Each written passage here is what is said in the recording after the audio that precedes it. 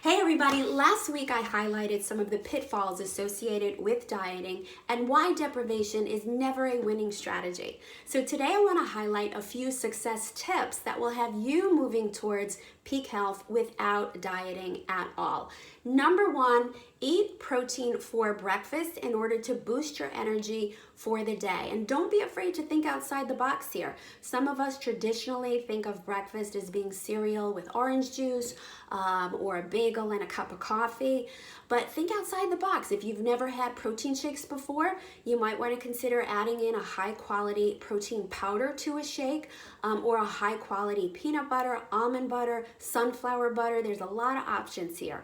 Alternatively, a veggie omelet with feta cheese, or one of my favorites, avocado toast with a scrambled egg, poached egg, or a fried egg. And get curious about the type of protein that you put in your body. Some of us do better with animal-based proteins. Others do better with plant-based proteins.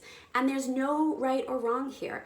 Where our bodies are unique and how they respond to what you put in them is different for everybody. So get curious, assess your energy level, and see if you can connect the dots between animal and plant-based protein.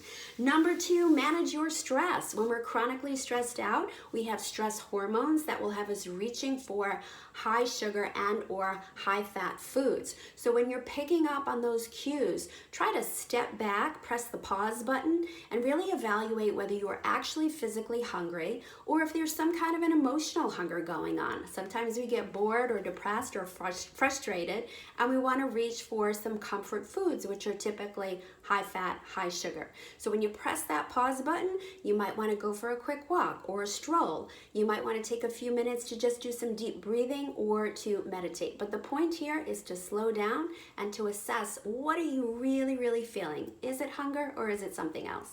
Number three, eat your last meal 3 hours before your bedtime. That will give your body a chance to digest the food. Sleep is meant for re-energizing your body, so we don't want to have it spending energy on digesting food.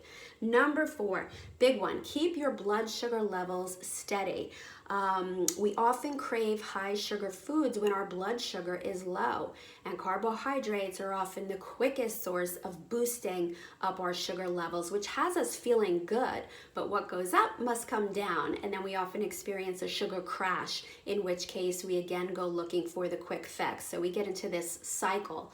So what we want to do is include some low glycemic foods, and these are things like nuts and seeds and chicken and fish.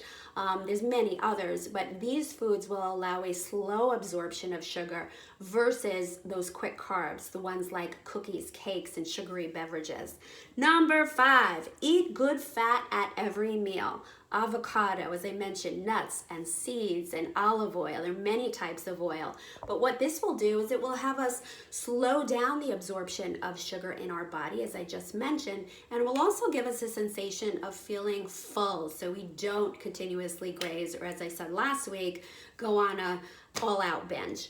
So if you're having trouble and you'd like to learn more about what your body uniquely craves and how to satisfy it so you can move towards optimal health, shoot me a message here on Facebook or head on over to my site at HoustonEvolution.com. Have an awesome week, and I'll see you back here next week.